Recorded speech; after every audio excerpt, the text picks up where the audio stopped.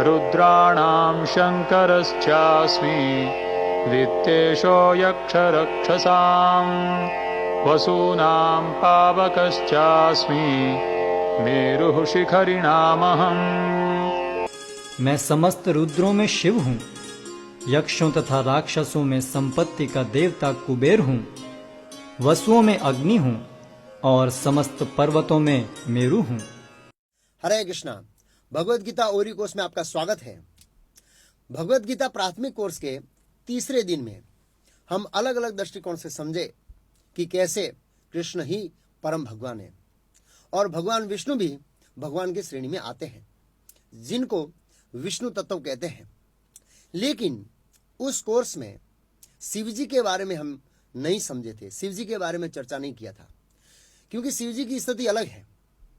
बहुत से लोगों के मन में प्रश्न होता है कि शिव जी की स्थिति क्या है। तो आज हम शास्त्रों से दृष्टिकोण से समझेंगे, शास्त्रों के आधार समझेंगे कि शिव जी की स्थिति क्या है। आज का विषय बहुत ही महत्वपूर्ण है, क्योंकि शिव जी को लेकर समाज में बहुत सारी गलत धारणा है। इसलिए आप इस विषय को गंभीरता से समझने का प्रयास कीजिए। आज के विषय को लेकर आपके मन में बहुत सारे प्रश्न हो सकते हैं, क्योंकि आज का विषय ऐसा ही है। एक बार एक लड़के ने इस विषय के ऊपर ऑडियो लेक्चर सुनकर उसके मन में 36 प्रश्न हुए। ऐसे ही आपके मन में भी प्रश्न हो सकते हैं। आप उस प्रश्नों को लिख के रखिए। आपको समय मिलने पर आप मुझे फोन कर सकते हैं और फोन करके पूछ सकते हैं। अब हम आज के विषय में आगे बढ़ते हैं। यह 10वें अध्याय का 23वां श्लोक है। इस श्लोक में भगवान कृष्ण कहते हैं, रुद्राणाम च शंकरस्मि, अर्थात मैं समस्त रुद्र में शिव हूं।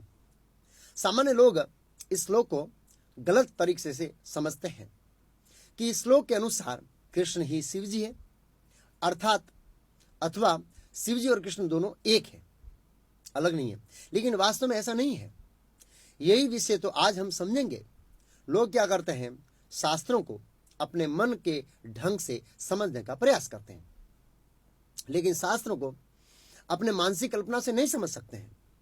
जैसे भगवत गीता में एक श्लोक है, या निशा सर्वभूतानाम तस्या जागृति सैमी। उस श्लोक में भगवान कृष्ण कहते हैं, जो समस्त जीवों को जागने का समय है वह आत्मा संयमी पुरुषों का सोने का समय है। जब समस्त आत्मा संयमी पुरुषों को जागने का समय है तो सामान्य लोगों का सोने का समय है। इस श्लोक के अनुसार नाइट शिफ्ट वाले योगी है, क्योंकि जब पूरी दुनिया सोती है तब नाइट शिफ्ट वाला जागता है, और जब पूरी दुनिया जागती है तब नाइट शिफ्ट वाला सो जाता है। लेकिन इस श्लोक का अर्थ ये नहीं है, इसका पूरा अर्थ अलग है। इसलिए शास्त्रों को अपने मनोकल्पना से नहीं समझ सकते हैं। और इस श्लोक में भगवान कृष्ण कहते हैं कि रुद्रों में मैं शिव हूं।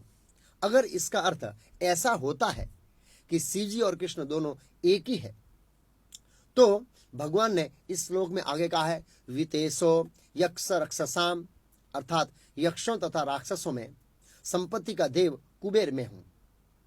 तो कुबेर जी भी भगवान कृष्ण हुए। फिर भगवान कृष्ण ने 10वें अध्याय के 28वें श्लोक में कहा है, सर्पाणाम अस्मि वासुकी, मैं सर्पों में वासुकी हूं। तो हमें घर में वासुकी नाग की पूजा करनी चाहिए, क्योंकि वो और कृष्ण दोनों एक ही है। फिर भगवान कृष्ण ने आगे का 30वें श्लोक में कहा, मृगाणाम च मृगेंद्रो अहम, पशुओं में मैं सिंह हूं। तो सिंह को घर में लाकर उसकी पूजा करनी चाहिए। आप सिंह की पूजा करने जाएंगे, सिंह आपको खा जाएगा, आपकी पूजा पूरी हो गई। भगवान का कहना यह नहीं है कि सिंह और मैं एक ही हूं। इसलिए शास्त्रों को अपनी बुद्धि से समझने का प्रयास नहीं करना चाहिए। शास्त्रों को गुरु, साधु और आचार्य के मार्गदर्शन में समझना चाहिए। शास्त्रों को समझते समय आगे का श्लोक का रेफरेंस और पीछे का जो श्लोक है उनका रेफरेंस उनको देखना पड़ता है। एक श्लोक को पकड़कर नहीं बैठ सकते हैं।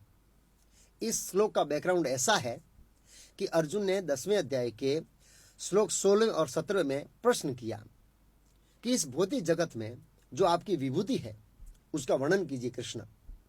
विभूति का अर्थ है जिसमें भगवान कृष्ण की स्पेशल शक्ति है, जिसको देखने से मैं आपको याद कर सकूं, हे कृष्ण केसु केसु स भावेसु, अर्थात किस किस भाव में मैं आपको भौतिक जगत में उस चीजों को देखकर स्मरण करूं। भगवान अपने विभूतियों का वर्णन कर रहे हैं। भगवान ने यह भी कहा पांडवा नामम धनंजय, मैं पांडवों में अर्जुन हूं। तो क्या अर्जुन भगवान हो गया? मूर्ख लोग तर्क करते हैं कि हम शिव जी की पूजा इसलिए करते हैं क्योंकि कृष्ण ने गीता में कहा है रुद्राणाम शंकरसास्मि, रुद्र में मैं शिव हूं। लेकिन भगवान कृष्ण ने यह भी कहा है पांडवा नाम अहम धनंजय, पांडवों में मैं अर्जुन हूं। तो आप अर्जुन की पूजा क्यों नहीं करते?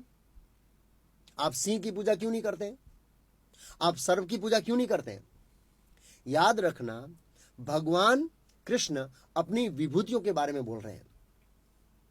भगवान समझा रहे हैं कि इस जगत में जो भी शक्तिशाली व्यक्ति है अथवा जीव है उसके अंदर मेरी शक्ति है।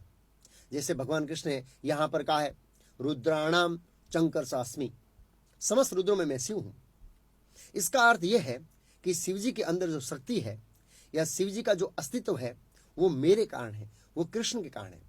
फिर आगे कहा है वितेशो यक्ष रक्षसाम, यक्षों तथा राक्षसों में कुबेर का देव मैं कुबेर जी हूं। नाना मंत्री है कुबेर जी।